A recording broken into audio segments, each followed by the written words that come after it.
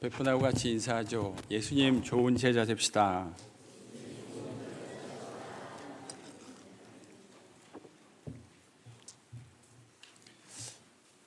여러분, 예배 드릴 때 또 하나님의 말씀을 들을 때 가장 하나님 백성다운 반응이 뭐라고 생각하세요? 저는 회개일 거라고 생각합니다. 거룩한 하나님, 우리는 그분을 만날 때 우리가 영원히 죄인일 수밖에 없을 겁니다. 하나님의 말씀이 들려질 때 가장 하나님 백성다운 방식은 그 거룩한 하나님 앞에 가지고 있는 자신의 죄악을 바라보며 겸비하는 것일 겁니다. 하나님 우리에게 늘 그런 반응을 기대하실 것이라 생각합니다. 여러분, 그 위에 하나님의 은혜가 부어집니다. 그 위에 하나님 백성으로 살 수 있는 용기와 감사와 기쁨이 부어집니다. 오늘 우리의 예배 가운데 그 전능하신 완전하신 하나님을 만나는 경험들이 저와 여러분의 삶 속에 일어날 수 있기를 축복합니다.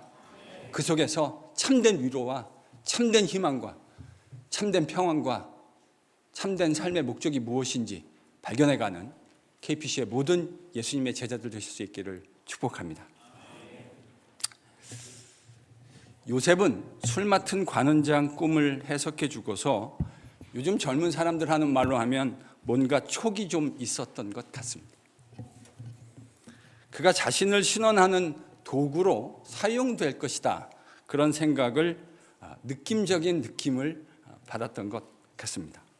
근데 여러분, 창세기 40장을 보면 술 맡은 관원장이 요셉을 까마득하게 잊어먹었다, 이렇게 기록되어 있습니다.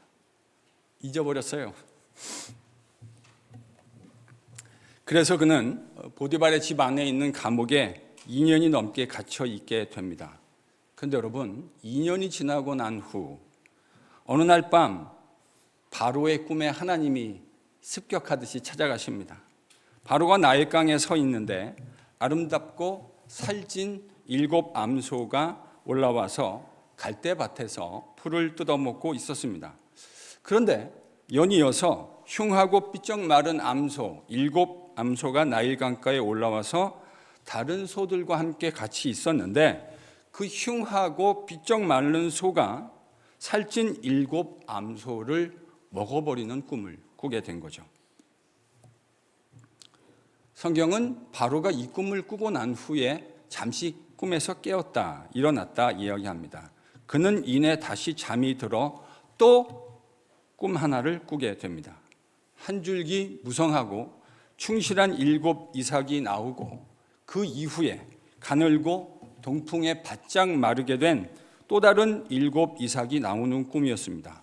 그런데 그 가늘고 삐쩍 마른 7 이삭이 무성하고 충실한 7 이삭을 삼키는 꿈이었습니다.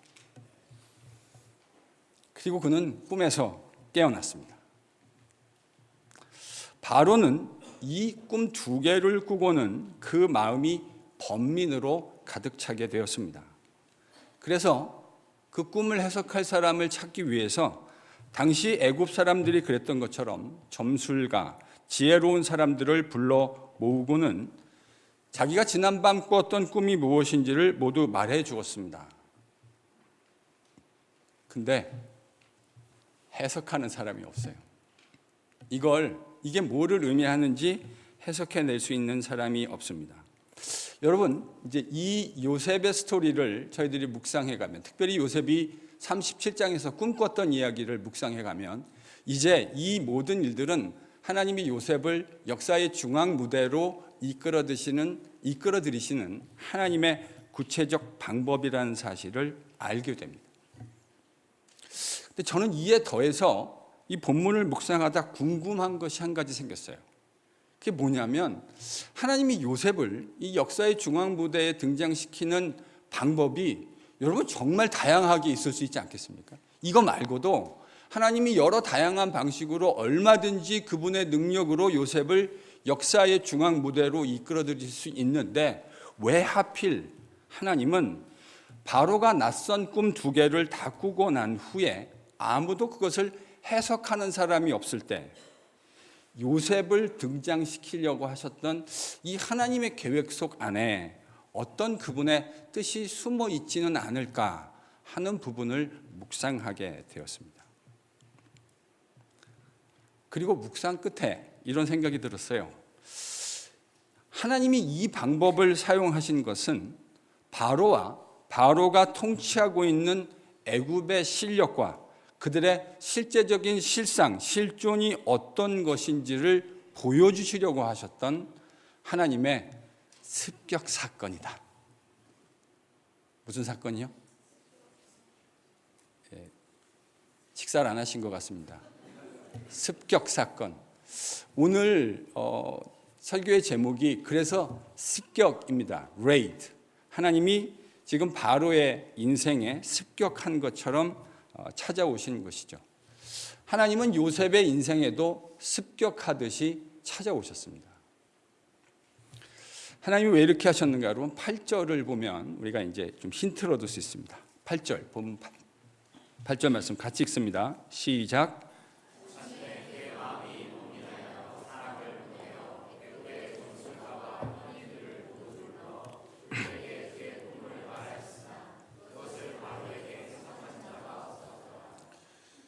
여러분 바로가 누굽니까? 바로는 명실상부하게 그 당시 가장 영향력 있는 세상의 통치자였습니다. 여러분 미국을 우습게 아는 나라가 없습니다. 왜냐하면 미국은 말 그대로 지금 21세기 세상의 가장 강력한 초강대국이기 때문입니다. 그래서 미국에 수많은 사람들이 몰려들죠. 우리 가운데 상당수, 여기 우리 청년들 상당수 미국에 공부하러 온 거잖아요. 왜 미국으로 공부하러 오셨어요? 가나나 콩고, 짐바브웨 이런 데로 공부하러 가지 않으시고 왜 미국으로 공부하러 오셨냐고요. 미국이 초강대국이고요. 세상에서 똑똑하다는 사람들 다 이 미국으로 몰려듭니다. 그 당시 애굽이 그랬어요. 애굽은 그 당시 가장 강력한 왕권을 가지고 있었던 나라였고 그래서 세상에 있는 지혜로운 자들이 애굽으로 모여들었을 것이다. 전 그렇게 추측합니다. 그런데 그렇게 힘있고 지혜 있고 똑똑한 사람들이 많이 모이고 심지어는 바로는 신이라고 추앙되는 사람인데 간밤에 꿈을 2개 꿨어요. 그래 놓고는 그 꿈이 뭐를 의미하는지 몰라서 수많은 사람들을 다 지혜로운 자들 다 모았다는 거 아닙니까? 그 애굽의 PhD들 다 모인 거 아니에요 지금.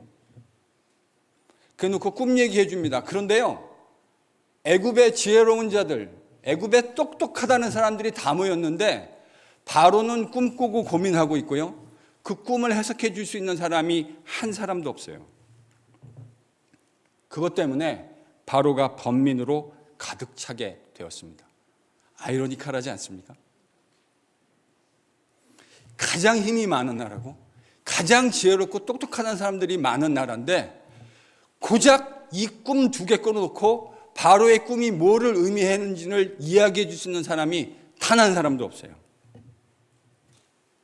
여러분 이게 바로의 수준이고 애굽의 실력입니다. 저는 하나님이 꿈의 습격을 통해서 바로가 어떤 사람인지를 여실히 보여주신 분명한 사건이라고 생각합니다. 바로가 신이 아니고요. 하나님만이 진정한 신이라고 하는 사실을 하나님은 이 꿈 2개를 가지고 증명해 보이신 거예요. 여러분 신이라고 하는 사람 그 당시 초강대국의 황제, 신이고 왕이라고 불리는 사람이 고작 꿈 2개 꺼놓고는 그 꿈이 뭐를 의미하는지 알아낼 수 있는 실력과 재간이 없어요. 여러분 이게 바로의 실력이고 애굽의 실력인 거예요. 저는 이게 후일 이제 이스라엘 백성들이 출애굽을 할 때 하나님이 이집트에 10개의 재앙을 내리신 것과 일맥상통한다고 생각합니다. 여러분 출애굽할 때 하나님이 10개의 재앙을 내리셨습니다. 근데 그 10개의 재앙이 사실 그거 아세요? 이 10개가요. 이집트 사람들이 섬기고 있었던 우상 신들이었던 거예요. 하나님이 그러니까요. 그 우상을 징벌하시는 과정들을 통해서 그 우상들을 무력화시키는 과정 통해서 누가 이집트뿐만 아니라 온 세계의 진정한 참 신이신지를 스스로 증명하여 주신 것입니다. 여러분, 그 10개의 재앙의 마지막 재앙이 뭐였죠? 장자. 이 장자에는요, 바로의 장자도 들어 있었어요. 이 바로의 장자는 누굽니까? 차기 대권 후보 영순이. 지금의 바로가 떠나면 다음번 왕권과 그 왕권을 이어받아서 이집트를 통치하게 될 실제적 통치자예요. 하나님은 바로가 참신이 아니라 하나님만이 이집트뿐만 아니라 온 우주의 참신이라는 사실을 그 10개의 거짓 우상들을 징벌하시는 행위를 통해서 증명해 보여주신 것이죠. 본문에서 하나님이 보여주신 꿈의 습격을 받은 바로는 이제 자신이 진짜 누구인지, 내가 갖고 있는 실력이 어떤 것인지를 분명하게 보게 될 기회를 얻은 것입니다. 저는 이게 피조물의 본질이고 실력이라고 생각해요. 사람들이요, 자신에 대해서 있는 그대로 똑바로 보는 것이 저는 참 어려운 일이다라는 생각을 합니다. 제가 경험하면서 사람들은 둘 중에 하나를 많이 하는 것 같아요. 실제 자기보다 자기를 더 오버 이밸류에이트 하거나 더 높게 생각하거나 혹은 자기 자신을 훨씬 더 언더 이밸류에이트 하는 경향이 있는 것 같아요. 어떨 때 그런 일들이 일어납니까? 내가 다른 사람보다 사회적으로 더 높은 지위를 가지게 되었거나 혹은 더 많은 재물들, 물질들을 소유하게 되었거나 다른 사람들이 생각하는 것보다 내가 더 괜찮은 사람이라고 생각하게 만드는 일들을 경험하면 스스로 생각하기를 나는 꽤 괜찮은 사람이고 내가 실제 그런 것보다 훨씬 더 나를 잘못 평가할 수 있는 가능성이 많아지는 것 같아요. 반대로 이것과 정확하게 반대 일들이 일어나면 자기 자신은 형편없는 사람이고 나는 그렇기 때문에 내가 마땅히 그런 것보다 훨씬 더 자신을 비하하는 사람들, 저는 제 인생을 살면서 좀 본 것 같습니다. 근데요, 지금 하나님이 이 꿈 하나를 통해서 번민하게 하는 바로를 그 모습을 보여주시면서 저는 이런 생각이 들어요. 실상 우리가 가지고 있는 실력이 어떤 건지 모르면서 온갖 세상의 허상에 붙잡혀 있는 현대인들의 허세의 모습이 겹쳐 보이더라고요.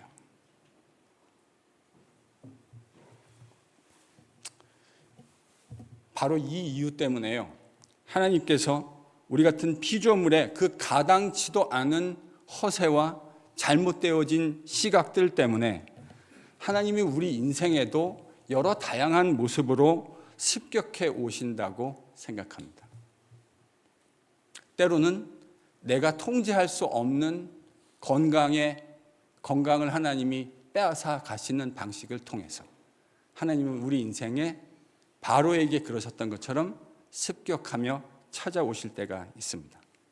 때로는 내가 그렇게 의지했던 재물을 하나님이 일순간 걷어가실 때가 있습니다. 하나님은 그렇게도 우리 인생에 습격하듯 찾아오십니다. 때로는 우리의 힘과 능력으로 통제할 수 없는 인간관계들을 만들어가는 과정을 통해서 내가 얼마나 연약한 인간인지를 하나님은 직시하게 하십니다. 때로는요, 적지 않은 경우에 우리의 통제 아래 들어오지 않는 자식들을 통해서 우리가 얼마나 연약한 존재인지를 하나님은 습격하듯이 깨닫게 하십니다. 여러분, 이 모든 습격의 배후에는 우리가 진정으로 누구인지를 제대로 보여주고 알려주시려고 하는 하나님의 배려가 들어있다고 생각합니다. 그리고 이 습격을 통해서 오만하고 때로는 허세 가득한 우리의 무릎을 하나님 앞에 꿇게 하시려는 저는 그분의 숨은 은혜가 있다는 생각을 하게 됩니다. 그래서 이렇게 말씀드리고 싶어요. 하나님이 습격하시기 전에, 하나님이 우리를 습격으로 찾아오시기 전에 그 주님 앞에 무릎 꿇을 수 있는 저와 여러분이 되실 수 있기를 바랍니다. 여러분, 그게 지혜입니다.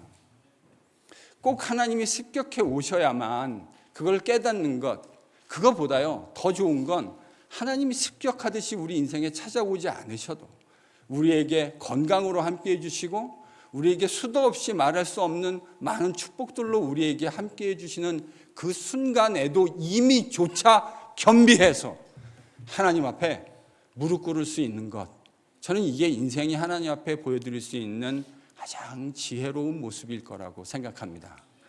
여러분, 이 가을 하나님이 습격하지 않으셔도 그 하나님 앞에 겸비하고 무릎 꿇는 우리 KPC의 모든 성도들이 되실 수 있기를 축복합니다. 혹 여러분의 가운데 습격을 경험하고 계신 분들이 계십니까? 괜찮아요. 안 늦었어요. 그것도 하나님의 은혜입니다. 그것도 하나님의 은혜입니다. 하나님이 다양한 방식으로 우리의 인생에 습격하듯이 찾아오실 때 피조물된 우리의 연약함을 그 하나님 앞에 겸비하며 바라볼 수 있는 영성이 저와 여러분 안에 회복될 수 있기를 소망합니다. 하나님이 그 속에서도 만나 주실 겁니다. 하나님이 그 속에서도 우리를 붙들어 주실 겁니다. 그러니 어떠하든 관계없이 가장 지혜로운 것, 우리의 창조주를 우리의 젊은 날 기억해내고 그 창조주 앞에 바짝 엎드려 부복할 수 있는 우리 KPC 성도들 될 수 있기를 바랍니다. 바로의 꿈을 듣고 애굽의 지혜로운 사람들, 그 어떤 사람도 그 꿈을 해석하는 사람이 없을 때 드디어 술 맡은 관원장이 2년 만에 하나님의 꿈의 습격을 통해서 찾아오셨던 그 하나님을, 그 요셉을 떠올려 냅니다. 이제 이 떠올림을 통해서 요셉은 하나님이 예비하신 그분의 완벽한 시간표 안에서 바로 앞으로 인도되게 될 겁니다. 근데요, 이 질문이 여전히 남죠. 하나님은 왜 2년 동안이나 억울하게 요셉을 더 감옥 속에 두셨는가? 2년 동안이나. 지금 요셉이 감옥에 갇힐 만한 일을 한 일이 없다고 하는 것을 누가 제일 잘 알고 계실까요? 하나님이에요. 하나님이 이 모든 일을 다 보지 않으셨습니까? 요셉이 전심으로 하나님 앞에 향하고 있었다. 그의 마음이, 내가 어찌 이 악한 일을 행함으로 하나님 앞에 죄를 범할 수 있겠느냐라고 했던 그의 순전하고 순결한 마음을 하나님이 누구보다 더 잘 알고 계시잖아요. 그런데 왜 하나님이 요셉을 2년 동안이나 억울하게 감옥에서 지내게 하셨는가? 첫 번째 해석은 이미 여러분들에게 말씀드린 일이 있습니다. 이유가 뭐죠? 이유가 뭡니까? 이 감옥이 정치인들이 갇히는 감옥이라고 말씀드렸어요. 요셉은 총리로서 자신의 직무를 수행해야 합니다. 근데요, 요셉은 정치를 배워본 일이 없어요. 정치는 뜻만 가지고 되는 게 아니에요.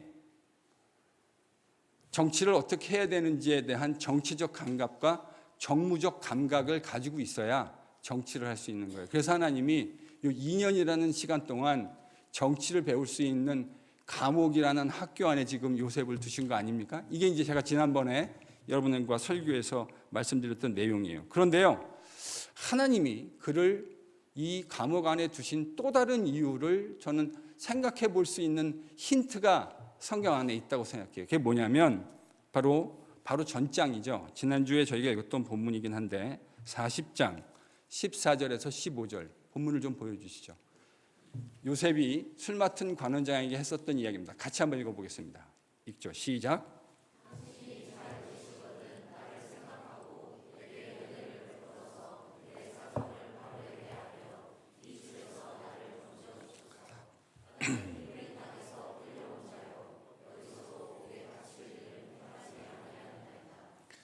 여러분, 이걸 읽으면 요셉이 무슨 생각을 하고 있었는지를 분명하게 볼 수 있습니다.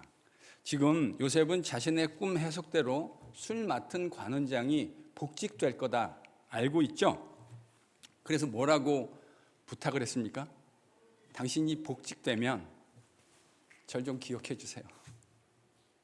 절 좀 기억해 주세요. 제가 이 감옥에 올 만한 그런 흉악한 짓을 하지 않았다는 것 당신이 아시지 않습니까? 그러니까 바로를 만나면 제가 지금 억울하게 이 감옥에 있다라는 것 좀 알려주시고 저를 좀 신원해 주세요. 이렇게 일종의 청탁을 한 겁니다. 물론 저는 요셉이 이 이야기를 했다고 해서 그가 하나님을 까마득하게 잊어먹고 있었다고 생각하지는 않습니다. 그러나 적어도 지금 요셉이 어떤 모습을 보여주고 있냐면 이 술 맡은 관원장이 복직될 텐데 이 복직을 통해서 이 인맥을 의지해서 혹은 그것을 적절히 활용해서 자신의 처지가 소명되기를 기대하고 있는 것만큼은 틀림없지 않습니다.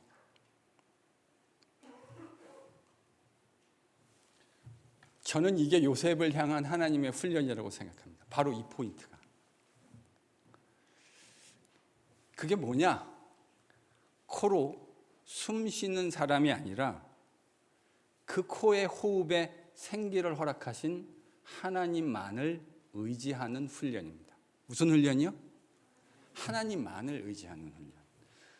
코로 숨 쉬는 사람을 의지하는 것이 아니고 그 코의 호흡을 허락하신 하나님만을 의지하는 훈련. 하나님만이 이제 요셉이 걸어가게 될 모든 삶의 모든 순간마다 온전히 실패함 없이 신뢰할 수 있는 그의 인생의 유일한 분이라는 사실을 하나님은 요셉에게 가르쳐 주시고 싶으셨던 것 같습니다. 요셉이 지금 저는 그 훈련을 받고 있다고 생각해요. 요셉 입장에서 생각해 보실래요? 술 맡은 관원장이 복직됐습니다. 자, 감옥에 있던 요셉은 지금 뭘 기다리고 있었을까요? 아니, 콜 기다리고 있었겠죠. 저 사람을 통해서 바로가 나를 이제 신원해 줄 콜이 곧 도달할 거라고 예견하고 기다리고 있지 않았겠어요? 근데요, 시간이 계속 속절없이 흘러갑니다. 감옥 안에 있으니 뭘 특별히 할 수 있는 것도 없습니다. 이 시간이 지나가는 과정을 통해서 저는 요셉이 레슨을 배우게 되었을 것이라고 생각하는데 그 레슨이 뭐라고요? 따라하십니다. 코로 호흡하는 사람이 아니라 코에 생기를 허락하신 하나님만을 의지하는 훈련.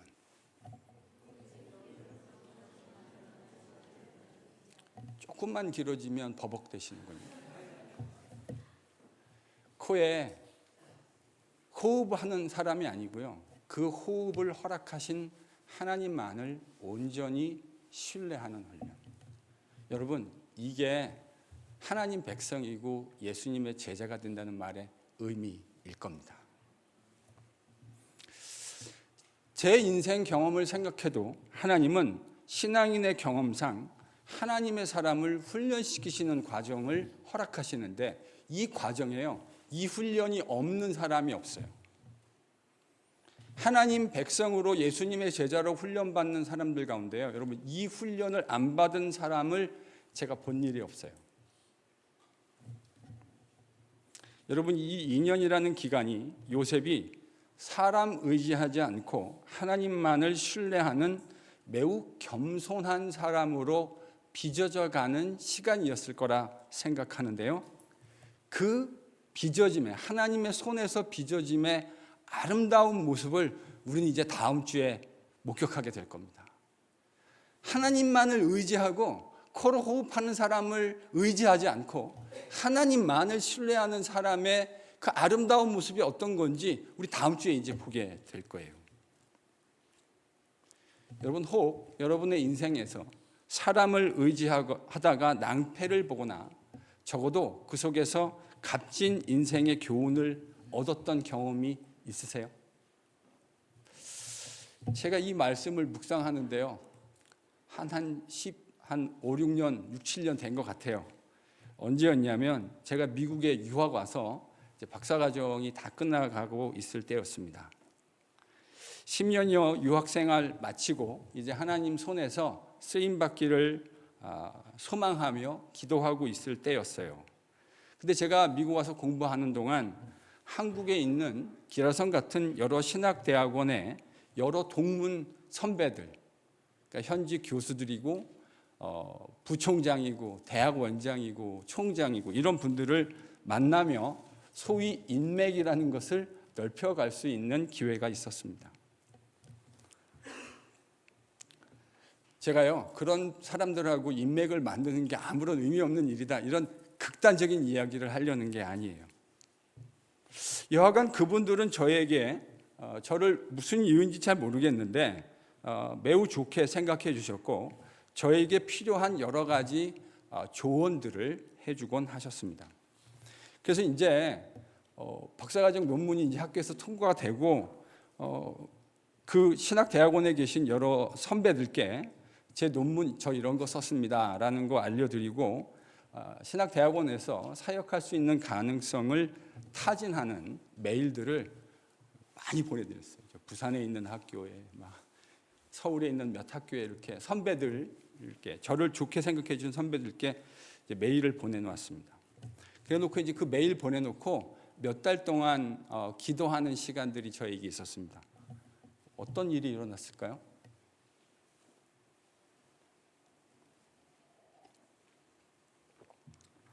생각하니까 살짝 목이 타네요. 어떤 일들이 일어났을까요?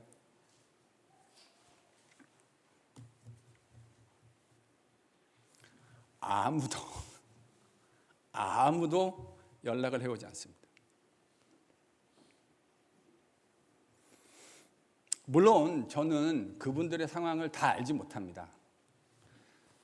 그분들이 저에게 연락을 하실 수 없는 개인적인 이유도 있으실 수 있을 것이고 또 본인은 연락하고 싶지만 제가 연락한 의도를 그분들도 바보가 아니니까 아실 거 아니에요. 그러니까 저한테 연락할 수 없는 어떤 학교의 공동체적인 어떤 이슈들이 있었겠죠. 저도 학교에서 근무를 해보니까 알겠더라고요. 그게 어떤 건지. 그래서 제가 그분들에 대해서 뭐 서운한 마음을 갖는다거나 그러지 않았어요. 근데 그 마음속에 살짝 여러분 같았으면 어떤 걸 기대하셨을 것 같으세요? 막 어떻게 이럴 수가 있어, 이런 건 아니었는데요. 조금 그래도 좀 알려는 주지, 이런 마음이 제 마음속에 이렇게 살짝 올라오더라고요. 정말 단 한 분에게도 연락이 오지 않았습니다. 그런데요, 참 희한한 건 제가 연락을 드리지 않았는데, 연락을 드리지 않았다는 건 뭐를 의미하죠? 저랑 별로 가깝지 않다라는 거잖아요. 그러니까 이런 걸 부탁할 때는 그래도 내가 좀 친한 분들이라고 생각하는 분들이 연락하는 게 인지상정이잖아요. 근데 제가 연락을 안 드렸어요. 그러니까 저는 어떻게 생각하는 거죠? 별로 친하다고 생각하지 않는데 어떤 한 분에게서 연락이 왔어요. 그분도 이제 선배님이신데 모 신학교에서, 신학대학원에서 신약을 가르칠 교수를 찾고 있는데 제가 생각이 났다는 거예요. 제가 연락을 드리지도 않았는데. 그래서 저를 그 학교에 소개해주고 싶은 의향이 있는데 혹시 마음에 있으면 알려달라는 겁니다. 제가 이 일을 겪어가면서요, 하나님 앞에서 한 넉 달 정도의 시간이었던 것을 제가 기억하는데 이 넉 달의 시간 동안 제 마음속에 결심하게 된 게 하나 있어요. 그게 뭔지 아세요? 아까 말씀드렸잖아요. 내 인생을 살아가는 날, 마지막 호흡하는 날까지 코로 호흡하는 사람을 의지하지 않고 그 코에 생기와 호흡을 주신 하나님만을 온전히 의지하며 살아가겠습니다. 이럴 때는 아멘 하셔도 괜찮아요. 얼마나 귀한 생각입니까? 이 얼마나 하나님이 기뻐하실 생각입니까? 마음이 그런 소원이 들더라고요. 그러니까 레슨을 배운 거죠. 코로 호흡하는, 저는 지금도 그 선배들과 좋은 관계를 맺으며 살고 있습니다. 그분들을 원망하지 않아요. 왜냐하면 기억나지 않게 하신 것이 누가 하신 거죠? 하나님이요. 그리고 전혀 기대하지 않았던 사람에게서 기억나게 하신 거 누가 하신 거죠? 하나님이요. 그러니 머리가 제대로 돌아간다면 코로 호흡하는 사람을 의지하는 것이 지혜이겠습니까? 아니면 하나님을 의지하는 것이 지혜이겠습니까? 하나님을 의지하는 것이 지혜입니다. 우리가 왜 어떤 것을 기대하면서 학연, 지연, 인맥 등을 맺으려고, 그것을 관리하려고 안절부절하며 살지 않아도 괜찮을까요? 하나님이 필요한 순간에 기억나게 하시기 때문입니다. 하나님이요, 저와 여러분을 필요한 순간에 기억나게 하실 거예요. 그 하나님을 신뢰하고 믿기 때문에 학연, 지연 맺느라고 우리의 모든 에너지를 거기에 쏟아내면서 안절부절 전전긍긍 하며 살아갈 이유가 없어요. 왜요?